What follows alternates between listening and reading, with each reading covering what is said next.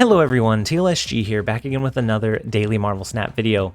So today we have the newly released Stegron. And Stegron is a 4-cost, 5-power card that has the on-reveal ability, move an enemy card from here to another location. So this acts for both revealed and unrevealed cards, so it can act as a pseudo Juggernaut, but it can also act as something to disposition some of their power either on one of the last turns of the game, or like in today's video, to cap out one of their locations that they're not wanting to cap out quite yet, so that we can swing that location in our favor. And so my initial impressions with Stegron is that he's going to be a decent kind of tech card, especially if you're running a deck that wants to kind of control some of the board state. Then Stegron's a decent choice. If you're wanting to control and you're running Zabu as well, then he can be pretty good. You get that card reduction, that cost reduction in the Stegron. Now, another thing that I've seen a lot of people kind of discussing and talking about, but I'm not completely sold on, I want to test it a little bit further, is a kingpin Stegron, using some of those moves or counter move cards to force the opponent into having their cards moved over into the kingpin lane. Now, I think this is probably still pretty gimmicky, but I do want to test it a little bit further. And so I wanted to go with something that I felt was going to be a decently reliable use case for Stegron, and that's going to be in our junk deck. So this is acting as kind of an opposite version of a Polaris, in that it can move their cards from one location into another. So if we already have one completely capped out, we can use Stegron in one of the other lanes to push and guarantee where those cards are going to go, increasing the likelihood that we completely cap out their location in the process. And so overall, it was fairly decent. It is still a junk deck. It doesn't revolutionize the archetype, but it is incredibly fun to surprise them with that drop. Is it worth the 6,000? Off my initial impressions, I don't know. It's really early to say.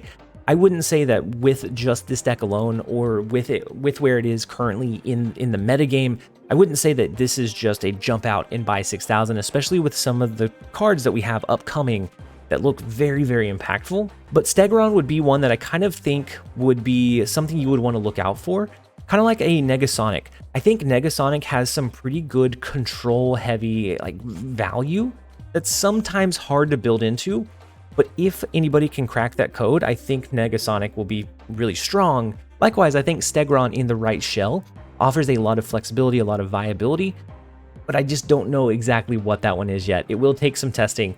I'm going to be paying attention to what everyone else is covering, look at some of the metric, and testing out some brews of my own, figure out where I feel like his home is best. And as far as a really brief deck explanation of this one, this is a Sentry Debris junk deck. This wants to clog some of their space, either send over the negative void, or maybe not have enough space to be able to summon the negative void.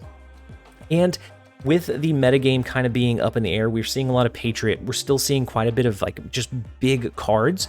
I really like having the counter options in the Shang-chi and Enchantress built in as that kind of surprise factor. We took out some of the cards that typically are a little bit higher power, but if we can cap out the opponent's board and we don't necessarily need 10 power, sometimes all we need is 3, 4, 5, then we can utilize Shang-chi or Enchantress instead to swing those harder to win locations or those surprise locations to get bigger cube games in the process. And so with having 4 cost cards, we naturally want to run Zabu to reduce the cost. This allows us to do a Sentry on 3. We could do a Sentry and a Viper on 5 so that it's not hanging out in the open where the opponent can kind of play around that potential void summon or destruction. And we can always go with a double drop on the end. We can do an Enchantress and a Shang-chi. We can do a Stegron and a Titania. We have a couple of ways that we can navigate that end game that are fairly strong and can really surprise your opponent in the process. But with the brief deck explanation out of the way, we're going to go ahead and jump over into a couple of games. I hope you guys enjoy. All right, first up we have Storm Blessed. And in our opening hand, we have 2 ways to destroy the negative void from the Sentry. We also have the Green Goblin to send their way. But we don't have any of our early game, and we don't have Stegron just yet. This is our first game with Stegron. We're wanting to see what his animation looks like. Okay, so they go Iceman. It hits our Sentry, which isn't great, but it's okay. I'm going to do just Carnage. Next turn, we can either do Green Goblin, or if we draw something like Debris, maybe we go that path instead. Maybe we save Green Goblin to use in unison with Titania to send the double bomb their way. And then we do get the Stegron. So on reveal, move an enemy card from here to another location. So let's see if we can make that happen. All right, let's go with Green Goblin in mid. We're gonna try our best to cap this location out, or any of the other locations, and just fill them with as much junk as possible. And so they did a Sentinel and Agent 13. I don't know what kind of deck they're running, other than maybe a Hawk deck would be my best guess. So if we did this, it's gonna send it with the hood, send it back with the Viper, which we don't necessarily want. All right, so I'm gonna do Titania and Zabu. We're gonna try to send them the Zabu onto their side of the board. And then we could do something like maybe Viper plus Stegron to try to cap this location out. We have a couple of cheeky ways to try to go about it. And so we are going to cap them out in the big house. We have the space to recall the Titania, and we have the card cost reduction with Zabu. So typically we'd be able to go something a little bit better on the last turn. Typically we would be able to do Sentry plus Viper here. But since this got hit with Iceman, we're not quite going to be able to do that. Where do we think they're going to play, actually? We could try to do something cheeky like this. We could try to do the Viper here, hope that they play into the Oscorp tower lane. We'll send one of these cards over. We're going to send the hood over, and we're going to try and completely cap them out of this left lane. That's going to be our goal, because if I'm Storm Blessed, I'm going to play in Oscorp tower. That's where I have the most space available. We'll see. We'll see if that's what they end up going with. It didn't look like Stegron, at least on placement, didn't have an animation. They do play into Oscorp tower. We do have the Shang-Chi to be able to use to... Stegron is going to swipe the Agent 13 over into the Oscorp tower lane. And so now all we have to do towards the end on this last turn of the game is do something like Shang-Chi. So Shang-Chi would swipe this one. They're left with 3. This would leave us with 6.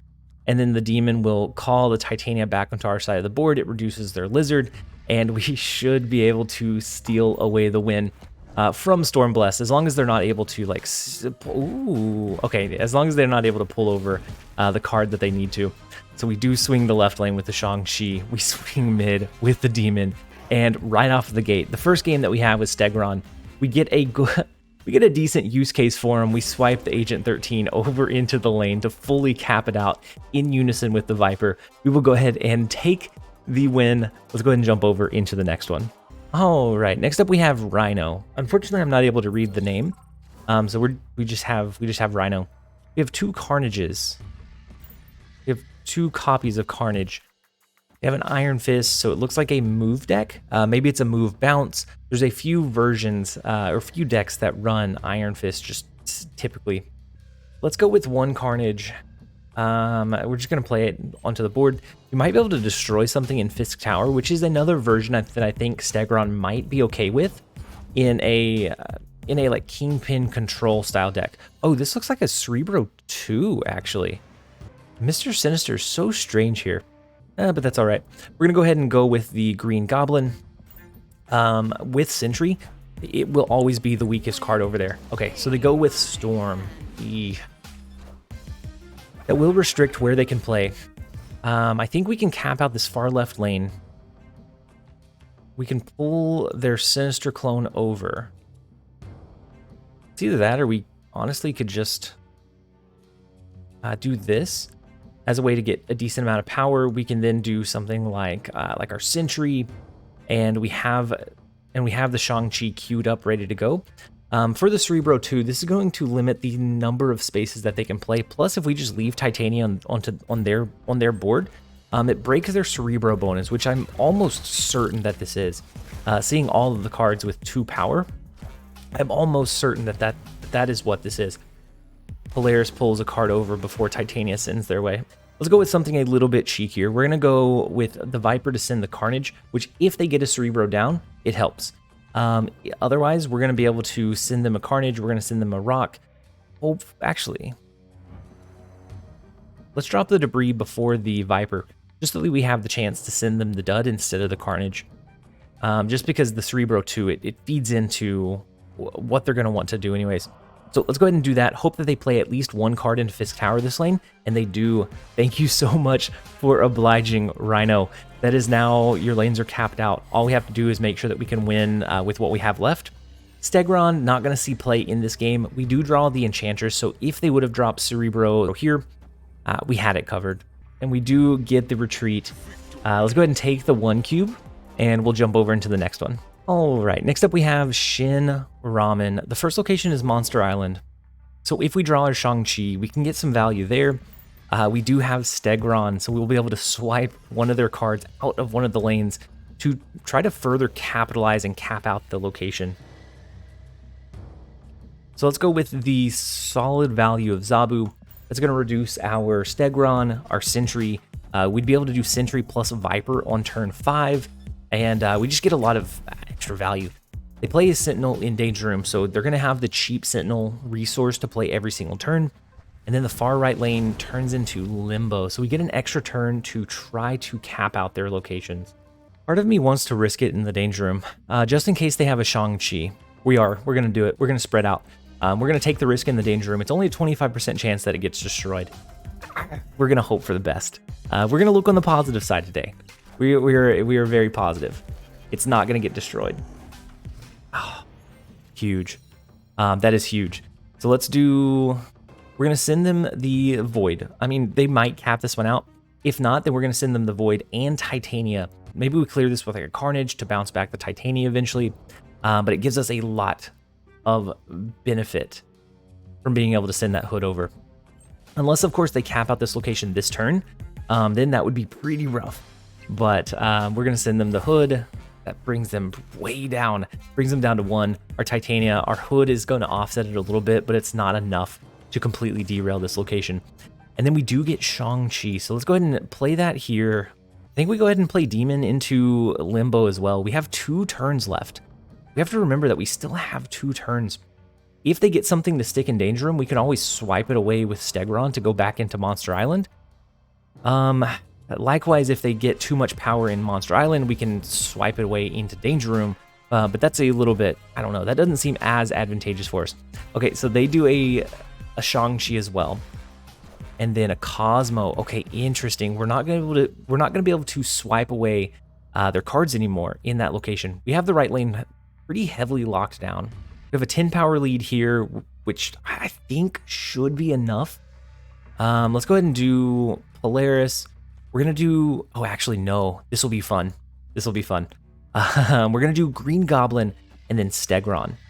If Green Goblin sticks, it's going to slap Green Goblin from the Danger Room over into Monster Island, and that's going to cap out that location. We're not going to snap into it because I do want to see this one play out, but I think that'd be so satisfying to see.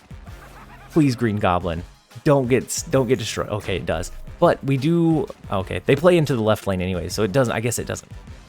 They have the Hawk over in the left lane. The Sentinel still doesn't stick. Wow. Let's go ahead and just, I guess, we're gonna go for the 3-lane win. I don't think they would stick this one out. But we should have all 3 locations, I imagine, completely locked down. So they do play 3 cards here. Oh wait. Oh no. Wait, they have a second. I forgot they had Moon Girl, which had a second. Oh, they have a Rock Slide. Okay. I forgot about Cosmo. It's really late, guys. I stayed up really late for Stegron because it's about 3 or 4 hours after the reset. And then all of a sudden I noticed that it would just happen to be in my shop, and so I jumped on it.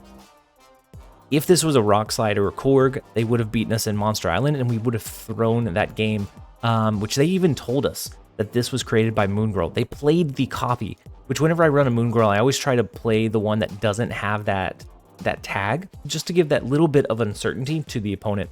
But overall, we did get the 2 cubes. Let's go ahead and jump over into the next one. Unfortunately, Stegron, the lanes were a little bit too full, but had they played that a little bit slower, we would have been able to slap that card over, and it would have been so satisfying.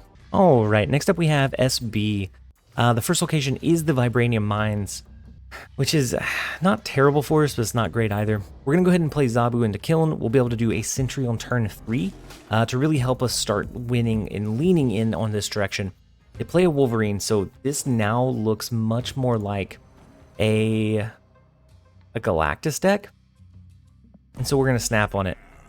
This turn they'll be able to do, they won't be able to do the full effect. They could do, I guess, a ramp component here, but they won't be able to do Galactus. They won't be able to do a Doc Ock. And so we're going to go ahead and send them the negative void in the right-handed side. And from there, we can block the left lane with the Goblin. Ooh, wow, the Dracula. This is a discard deck. I misjudged it. I misjudged this one, my friend. We're going to go ahead and swat away one of the cards and kill. We don't know which one. It's just one of them. So this is a discard deck. The right lane becomes much more easy, I think, to win now. And then the right lane, I'm tempted to play a card in, but we don't necessarily need to. We can slow play it. Let's go ahead and slow play it a little bit. We're just going to do Stegron. We're going to swipe away one of their cards from mid. Hopefully the Dracula. No, not the Dracula. Unfortunately, not the Dracula. We get the Morbius moved over into Elysium. Stegron said, "Not in my house." He acted as a juggernaut in that game. All right, let's completely cap out this left lane. We're going to do Polaris. We're going to do Titania and then Green Goblin. Even if they don't play here, we're going to completely cap it out. Oh, so they play one in each. Okay, so we move the, okay, we move the Wolverine, and then we send them the Goblin. And what do they play in this lane? So the Moon Knight to the right, we lose our Shang-Chi, unfortunately. They lose their Swarm, but they only have one space to play it in. Right now, we are winning in the left lane, so we should win that one. As long as they can't beat 17 power in this middle location, then we should be fine. Now, a MODOK might be able to get them over that hump. It would discard their Apocalypse at least once, but I don't think it would beat the 17 power that we have in mid. So we will absolutely take those 2 cubes. Let's go ahead and take it. We'll jump over into the next one. All right, next up we have Seta. We have Monster Island again, which is wild. I've seen Monster Island more times today than I think I did when it was featured. They start with a Squirrel Girl, so this is most likely, what, a Patriot deck? I think they probably misplayed, if it is a Patriot deck, I think they misplayed playing the Squirrel Girl that early. Typically, you want to hold it for a little bit longer just to get a better idea of like what the locations are going to be and what resources you actually need on the board. But it could be a Death Wave. I could be surprised. It could just be a Death Wave. Let's go Demon into mid, and then we're gonna hope. We're gonna hope it's not Death Wave. They could have a Killmonger that comes down here and takes out some of our negative cards, but we'll see. All right, let's go with the Polaris to pull a card over into Asgard. We're hoping to get some additional resources. We could use Stegron to slap one of their remaining cards over into Asgard as well to finish capping it out. Unless, of course, they have Killmonger. Killmonger would be terrible. No, they have the chicken Deathlock, the Death Squawk. All right, so this is a Death Wave. Oof, that's tough. All right, I'm gonna do Green Goblin. We're gonna be fighting for this middle location, unless they use a Killmonger here, which they might. Yeah, they do. Okay. Oof, this is tough. Killmonger's always, or Death Wave is probably one of the harder matches, just because of that Killmonger. It makes it so hard to completely cap out their location when we typically want to or need to. All right, so we're going to be capping out this Asgard location. We're going to play Zabu so that we can play 2 4 costs. And so with that, we of course are hoping that we draw into a 4 cost card. Ooh, they do wave into mid instead of one of the other lanes. Wow, interesting. So we're not going to be able to send them the Titania. Oh, that's unfortunate. Okay, we do get Shang-Chi. Unfortunately, they were able to drop initiative by capping out that middle location. Capping out that middle location was kind of a wild call. I'm going to do our double drop in this left lane. They could do She-Hulk, Death, and something else, which makes me think they're probably going to win this one. 2 of those big cards in the left lane, or really, honestly, maybe even just 1, could be enough to win that location. So they play 1 card in the left lane. We might have a shot. So we do the Shang-Chi and the Enchantress. They do Death, She-Hulk to the left. That's fine. And then, ooh, Captain Marvel, though, is not going to have enough power to swing over and win them the game. So we weren't able to get Stegron this game, but this is honestly one of a junk or clutter deck's worst matches. because of the Killmonger and the value that they can just steal away from you whenever they drop that Killmonger. Luckily, we have the tech-heavy options built into this junk deck. That is, I think, the only reason we were able to even remotely stand up to it. But with that one, we are going to go ahead and end the video here. I hope that you guys enjoyed it. If you did, make sure to give it a like and a comment down below. And as always, this has been TLSG. Later, guys.